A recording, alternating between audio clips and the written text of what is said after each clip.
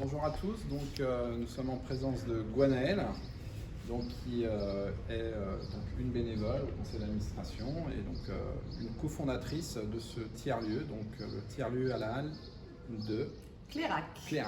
Voilà. Et donc nous allons visiter ce lieu, on est de passage. Donc si tu peux nous expliquer un petit peu ce qui se fait ici, quoi. Alors bonjour Gwenaëlle, donc on est à l'entrée de notre tiers-lieu, la halle à Clérac. Donc ici déjà à l'origine c'est un bâtiment, la halle, qui était donc la halle du marché. Donc au niveau patrimoine, qui est un joli bâtiment au cœur du bourg de Clérac. Voilà, et donc on est un lieu hybride, c'est-à-dire que dans notre tiers-lieu on intègre également l'office du tourisme. Donc pour ça, on est un peu pilote et on est du coup un peu suivi par rapport à ça. Dans notre tiers-lieu, on a tout un tas de petits services et de petits endroits regroupés dans un seul espace. Avec à l'étage, on a également, puisque c'était l'ancien musée du train, une maquette géante qui reprend toute la vallée avec un train qui normalement est censé reprendre vie à la rentrée.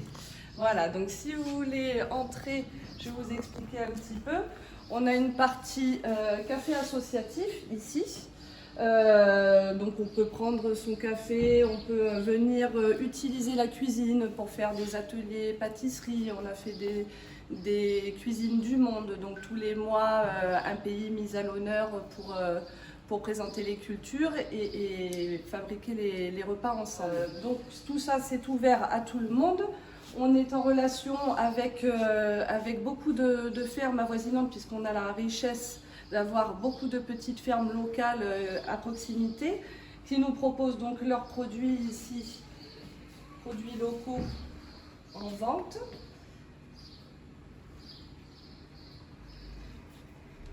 Il y a des vignobles aussi? On a un tas de vignobles. On a le fameux Buzet déjà. D'accord. Et puis on a des petits producteurs comme là qui sont moins connus, mais on a beaucoup de... Et puis au niveau de la bière aussi, on a énormément de petits producteurs de bière locale.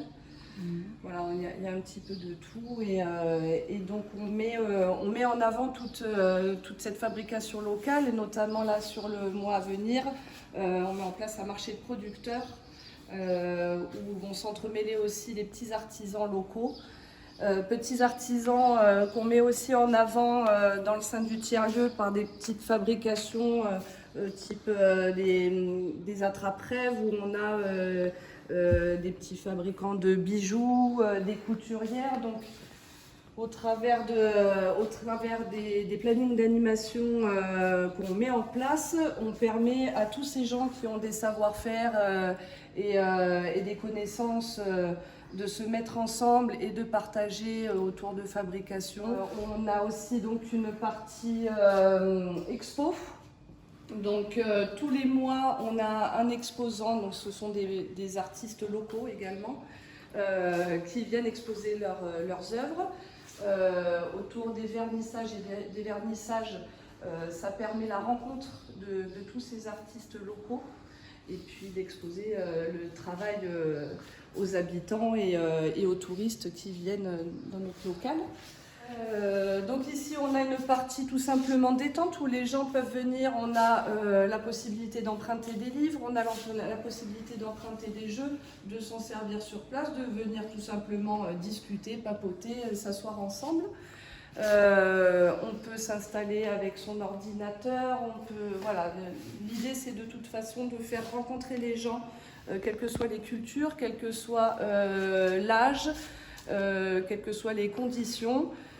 Sans politique, sans religion, ouvert à tous et dans la bonne humeur. Surtout, c'est le point principal. Une petite partie du coup informatique.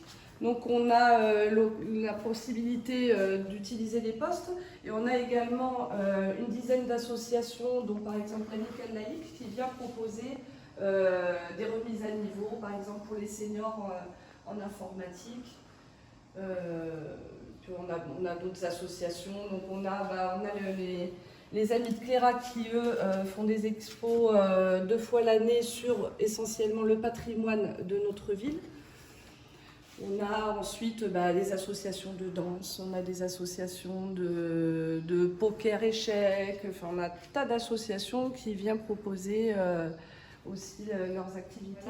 Et pour finir, donc on fait des programmes d'animation au mois. Donc on a quand même comme gros fil conducteur le réseau parentalité.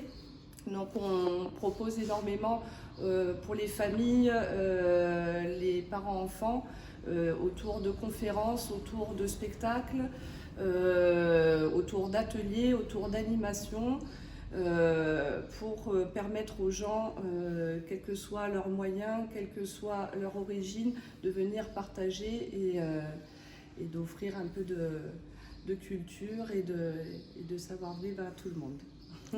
Et ce lieu-là est né il y a combien de temps? Alors c'est un lieu qui est né il y a 2 ans.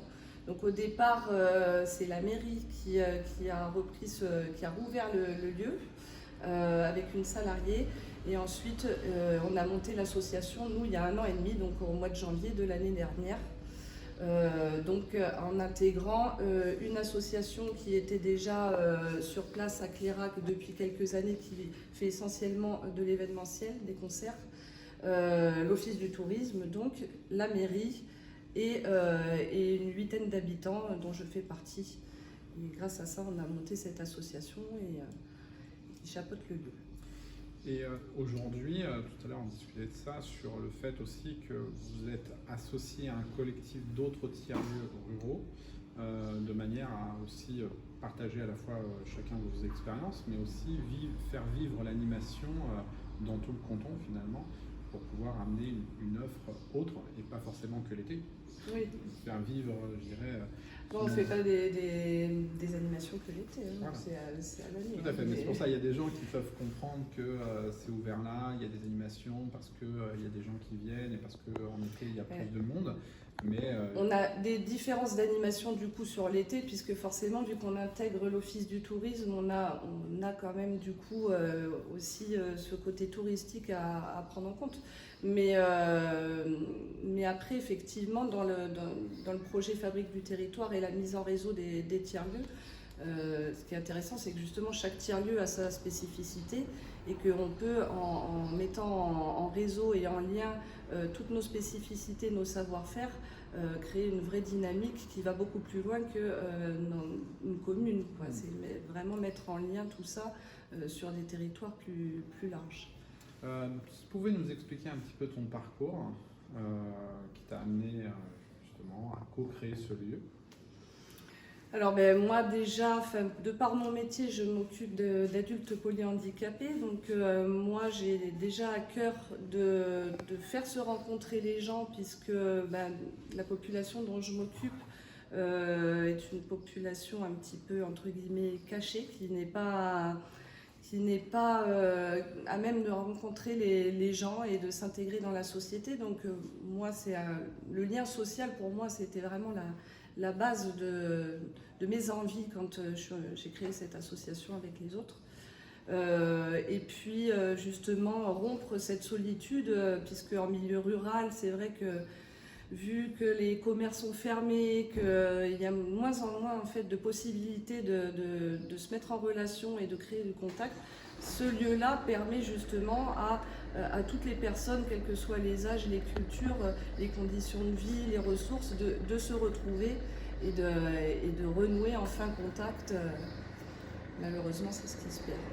Moi, c'est pour moi l'essence de ce qui m'a amené à faire ça. Très bien, écoute, merci beaucoup pour ton accueil. Merci à vous. Je te souhaite une bonne continuation. Merci. Et si un jour le hasard peut exister aussi, tu viens en Ile-de-France, ce sera avec plaisir. Moi, je suis de la banlieue parisienne. Ah, d'accord. Bon. Je suis de l'Essonne. Noisy-le-Grand, je ne connais pas. À l'occasion. Un jour sera l'occasion. Ça marche. Je te remercie beaucoup.